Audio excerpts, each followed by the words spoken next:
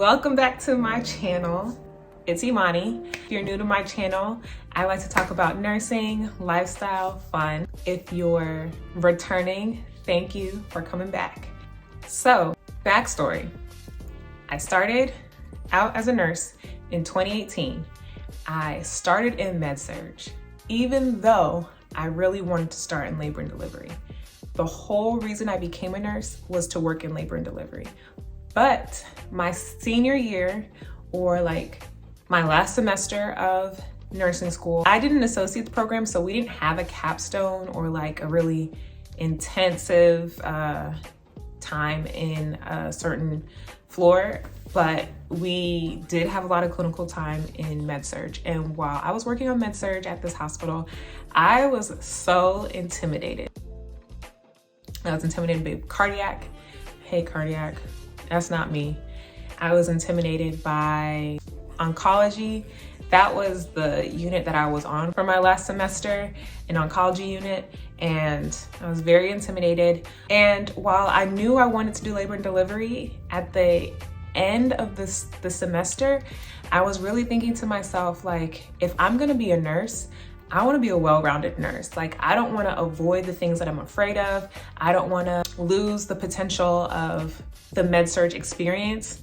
I think that I'm going to do MedSurg because I know that I can get a MedSurg job. Low-key, in hindsight, part of it, I was afraid to get rejected from labor and delivery. I was just afraid to go for it and be disappointed. So I made up my mind that I knew which hospital I wanted to work at. And I knew that, you know, MedSurg was pretty easy to get a job. Let's just be honest. That's what I thought. And that's what I knew. So I applied, and that hospital that I really wanted to go to did call me back for interviews. I interviewed a panel interview like a lot of people do, a lot of new nurses do for the new grad residencies. It's a panel interview of the managers from different floors, and the managers basically extend an offer to whichever candidates that they want to have for their unit. I thought to myself, if I can get into MedSurg here, get my year of experience, and get really good foundation, then I know that I will be able to transfer to the labor and delivery unit at this hospital, which that's where I really wanted to be. And I can make acquaintances with different people. I can shadow shift. I can just network my way into labor and delivery at this hospital. That was my thought process. So I did that. I did my year of MedSurg, and I was about to start looking for jobs in labor and delivery in 2019, the end of 2019. But then I thought, I just got married. I don't really want to enter into too many new phases at one time. So I held off, and I said, in 2020, I'll start looking for labor and delivery jobs. In the meantime, I had a manager that had came from labor and delivery at that hospital. So I talked to her, and she got me into a shadow shift at that hospital's labor and delivery. That experience was great.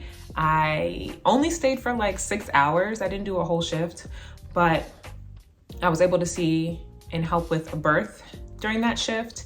And the parents that I helped with were so happy with their care that they even emailed the manager of labor and delivery. They emailed the higher ups, everybody, to tell them what a great job and how much they really, really appreciated me and the other nurse being there.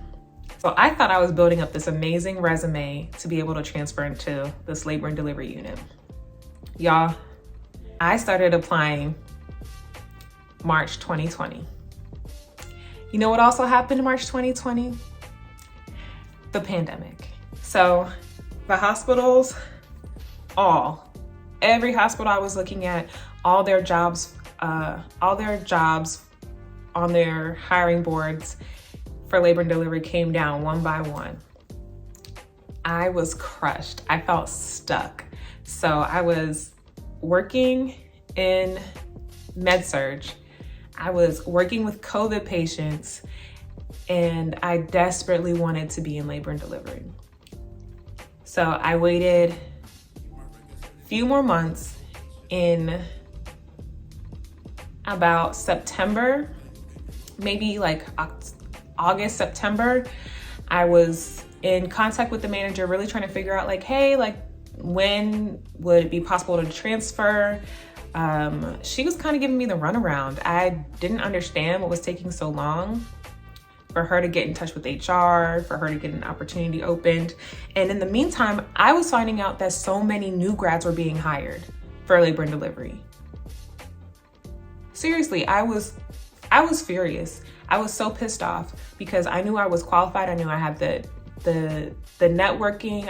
I knew the people who I needed to know in order to get into this unit, and I was not getting there.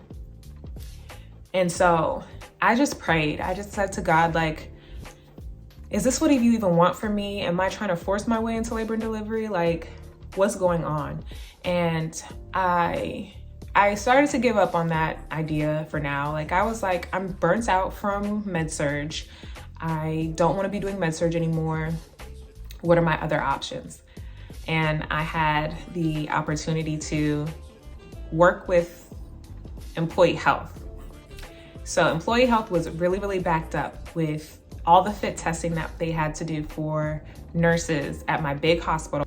All the N95s that we had, we were running out of those. There were no new ones coming in, so we had to change N95s.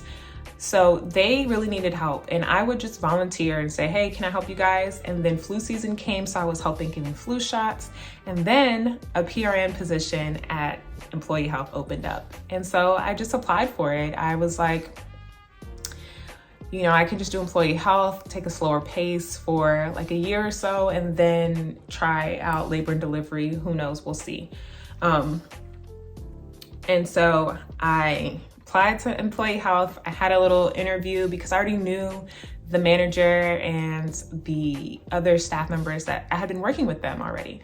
So I had an interview with employee health, and literally the next day, when I was about to accept the offer from employee health, I got a call back about an interview for labor and delivery at another sister hospital. And I froze. I was like, what?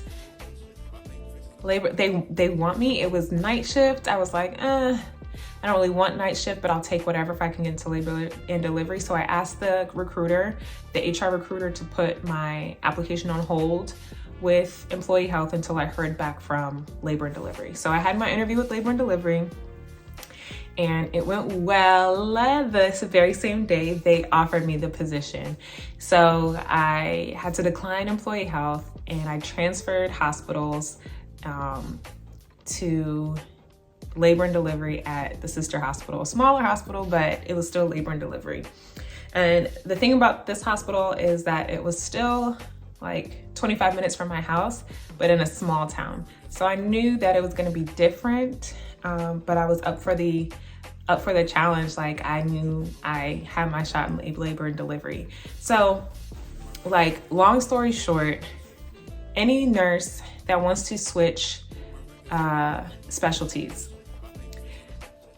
yes, you want to have experience of some sort, you know, so that you can have a good foundation as a nurse. Yes, you want to know people. The way that I was sending out resumes to try to get a position in labor and delivery was by using a cover letter for my resume. In the cover letter, I tried to find out the hiring manager's name so that I could put it in the cover letter. And I did this in like a few different ways. If it was within the same hospital system, I searched through the emails to find out who was the manager of labor and delivery at this hospital. If it was a different hospital, I tried to think, do I know anybody that works at this labor and delivery, or do I know anybody that works at this hospital to give me some insight about who I could be talking to? And then after that, if I could not figure out who the manager was, I just put to hiring manager. And on the cover letter, I detailed who I am, what my experience is, and why I want to be in labor and delivery, and my commitment to the specialty. So that is one of my biggest advice for anyone that wants to change specialties. Write a cover letter so that people can know before they even look at your resume that yes, you don't have experience in that specific specialty, but you have been pursuing this specialty, and here are specific ways, here are different accolades, here are different things that people have to say about you that are good, that make you a good fit for that job. I will link down below my cover letter. So if anyone wants to copy it or use it as a template, please do, because I know that it's not the easiest thing to write a cover letter. So you can use mine for example. And the third thing I will say to change specialties is that it is God's timing. It's not our timing. So if you are doing all the right things and it's still not working out for you, just trust that God is going to put you in the right place at the right time. Wherever you are right now, you are there for a reason and for a season, and that when that next time will come, you can't force it. You can't mess it up. Wherever God wants you to be, you will be there. And so let that give you peace, because that's what it ultimately gave me. I was pissed off going to work. I was crying before I went to work. I was frustrated. I was burnt out, and I just wanted a break from MedSurg. But when I actually just accepted where I was and was grateful for my position and the fact that I actually had a lot of freedom in my role, I didn't have to work with COVID patients all the time. Like, I realized that I was where I was supposed to be for that time period, and that when it was time for me to transition, that would come. So I would definitely say be patient and just continue to pray and ask God for direction, and He will give it to you. That was in the end of 2020. And so in the beginning of 2021, January, I started in labor and delivery, and I'll be doing a few like day in the life type of videos to show you guys what's it like working in labor and delivery, especially night shift. Go ahead and subscribe. I really appreciate if you all would subscribe to my channel, and also let me know what you want to hear and what you don't want to hear about my nursing journey, about my lifestyle. I, want to give information and videos and content that is helpful to you all. So definitely give me feedback on that. I can't wait to see you all in the next video.